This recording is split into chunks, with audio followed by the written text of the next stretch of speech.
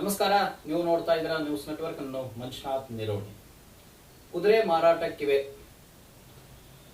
ಅವಿನಾಶ್ ದರ್ಶನ್ ತೂಗುದೀಪ.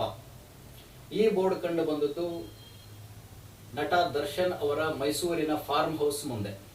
ಕಳೆದ ಕೆಲ ತಿಂಗಳುಗಳಿಂದ ಸೋಷಿಯಲ್ ಮೀಡಿಯಾದಲ್ಲಿ ಭಾರಿ ಚರ್ಚೆಗೆ ಗ್ರಾಸ ಆಗಿರುವಂತಹ ಬೋರ್ಡ್. ಸಾಮಾನ್ಯ ದಿನಗಳಲ್ಲಿ ಅಂದ್ರೆ ದರ್ಶನ್ ಅವರು ಹೊರಗಡೆ ಇದ್ದಂತಹ ಸಂದರ್ಭದಲ್ಲಿ ಈ ಬೋರ್ಡ್ ಹಾಕಿದಿದ್ರೆ ಅಚ್ಚರಿ ಪಡಬೇಕಾಗಿರಲಿಲ್ಲ. ಹಾಗೆ ಈ ವಿಚಾರದ ಬಗ್ಗೆ ಮಾತಾಡುವ ಅವಶ್ಯಕತೆನೂ ಇರ್ತಿರ್ಲಿಲ್ಲ. ಈ ಬೋರ್ಡು ದರ್ಶನ್ ಜೈಲಿಗೆ ಹೋದ ನಂತರ ಹಾಕಿರೋದ್ರಿಂದಾಗಿ ಈ ಬೋರ್ಡಿನ ಬಗ್ಗೆ ಸಾಕಷ್ಟು ಚರ್ಚೆಗಳು ಹುಟ್ಟು ಹಾಕಿರುವಂಥದ್ದು. ಏನಪ್ಪಾ ಚರ್ಚೆ ಅಂತ ಹೇಳಿದ್ರೆ, ದರ್ಶನ್ ಅವರು ಜೈಲಿಗೆ ಹೋದ ನಂತರ ಅವರ ಫಾರ್ಮ್ ಹೌಸ್ ಅನ್ನು ಮೇಂಟೈನ್ ಮಾಡೋದಕ್ಕೆ ಆಗ್ತಾ ಇಲ್ಲ, ತುಂಬಾ ಸಮಸ್ಯೆ ಆಗ್ತಾ ಇದೆ ಅನ್ನುವಂತಹ ಒಂದು ಗುಸುಗುಸು ಗುಮಾನೆ ಹರಿದಾಡ್ತಾ ಇರುವಂಥದ್ದು. ಅದರ ಎಷ್ಟರ ಮಟ್ಟಿಗೆ ಸತ್ಯವೋ ಸುಳ್ಳು ಗೊತ್ತಿಲ್ಲ. ಕೆಲವೊಂದಷ್ಟು ಚಾನೆಲ್ಗಳಲ್ಲಿ ಬಂದಂತಹ ಸುದ್ದಿಯಿಂದಾಗಿ ದರ್ಶನ್ ಅವರ ಫಾರ್ಮ್ ಹೌಸ್ ನೋಡ್ಕೊಳ್ತಾ ಇರುವಂತಹ ವ್ಯಕ್ತಿಯೊಬ್ಬ ಒಂದು ವಿಡಿಯೋವನ್ನ ಮಾಡಿದ್ದ. ಏನು ವಿಡಿಯೋ ಮಾಡಿದ್ದ, ಅವನು ಏನು ಮಾತಾಡಿದ್ದಾನೆ ನೋಡ್ಕೊಂಡು ಬನ್ನಿ, ನಾನು ನಂತರದಲ್ಲಿ ಮಾತಾಡ್ತೇನೆ. ನಿನ್ನೆ ಮೊನ್ನೆಯಿಂದ ಒಂದು ವಿಚಾರ ಕೇಳ್ಪಟ್ವಿ. ಏನೋ ದರ್ಶನ್ ಸರ್ ಕುದುರೆ ಮಾರಾಟಕ್ಕೆ ಇಟ್ಬಿಟ್ಟಿದ್ದಾರೆ, ವಿಜಯಲಕ್ಷ್ಮಿ ಮೇಡಮ್ ಅವರು ದರ್ಶನ್ ಸರ್ ಏನೋ ತೊಂದರೆ ಇರೋದ್ರಿಂದ ಕುದುರೆ ಎಲ್ಲ ಮಾರಾಟಕ್ಕೆ ಇಟ್ಟಿದ್ದಾರೆ ಅಂತ. ದಯವಿಟ್ಟು ಖಾಸಗಿ ಚಾನಲ್ ನಲ್ಲಿ ಯಾವುದೋ ಒಂದ್ರಲ್ಲಿ ನೋಡಿದೆ. ದಯವಿಟ್ಟು ಆ ಚಾನಲ್ ಅವರು ಒಂದು ಸ್ವಲ್ಪ ವಿಚಾರನ ತಿಳ್ಕೊಂಡು ಮಾತಾಡಿದ್ರೆ ತುಂಬಾ ಉತ್ತಮ.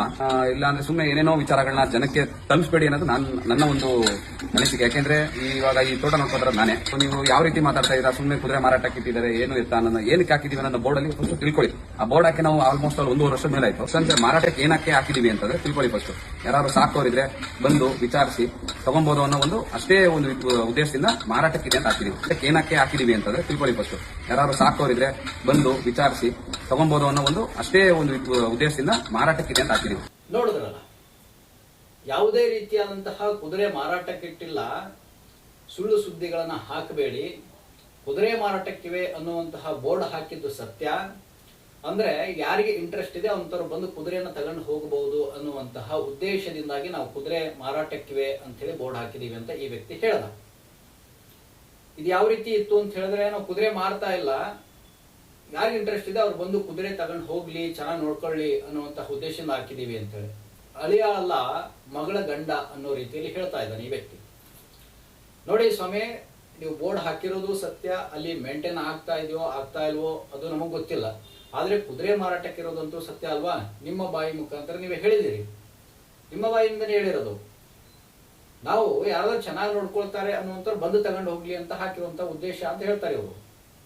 ಹಾಗಿದ್ರೆ ಸಮಸ್ಯೆ ಏನಾಗಿದೆ, ಯಾಕೆ ಕುದುರೆ ಮಾರಾಟ ಮಾಡ್ತಾ ಇದ್ದಾರೆ? ದರ್ಶನ್ ಅವರು ಇದ್ದಂತಹ ಸಂದರ್ಭದಲ್ಲಿ ಎಲ್ಲೆಲ್ಲಿ ರಾಜ್ಯದ ಮೂಲೆ ಮೂಲೆಗಳಿಗೆ ಹೋಗಿ ಯಾವ್ಯಾವ ಕುದುರೆ ಸಾಕೋರು ಇರ್ತಾರಲ್ಲ, ಅವ್ರ ಹತ್ರ ಇರುವಂತಹ ಚೆನ್ನಾಗಿರೋ ಕುದುರೆಗಳನ್ನ ತಂದು ಸಾಕ್ತಾ ಇದ್ದಂಥವ್ರು. ಇವತ್ತು ಅವ್ರು ಇಲ್ಲ ಅನ್ನೋ ಒಂದೇ ಕಾರಣಕ್ಕೆ, ಅಲ್ಲಿ ಮೇಂಟೈನ್ ಮಾಡಕ್ ಆಗ್ತಾ ಇಲ್ಲ ಅನ್ನೋ ಕಾರಣಕ್ಕೆ ಕುದುರೆ ಮಾರಾಟ ಮಾಡ್ತಾ ಇದೀವಿ ಅನ್ನುವಂತಹ ಸತ್ಯವನ್ನು ಒಪ್ಕೊಳ್ಳೋಕ್ ರೆಡಿ ಇಲ್ಲ. ಇನ್ನೂ ಸಾಕಷ್ಟು ಪ್ರಾಣಿಗಳಿದಾವೆ, ಯಾವ್ಯಾವ ಮಾರಾಟ ಮಾಡಿದಾರೋ ಏನೋ ಗೊತ್ತಿಲ್ಲ.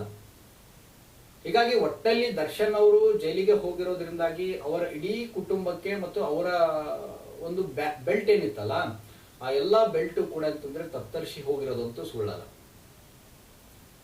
ದರ್ಶನ್ ಅವರು ತುಂಬಾ ಪ್ರಾಣಿ ಪ್ರಿಯರು. ಅವರು ಎಲ್ಲೇ ಒಂದು ಯಾವುದೇ ಒಳ್ಳೆ ಪ್ರಾಣಿಯನ್ನು ನೋಡಿದಂತ ಸಂದರ್ಭದಲ್ಲಿ ಅದರ ತಂದು ಸಾಕುವಂತ ಗುಣ ಅವರಲ್ಲಿತ್ತು.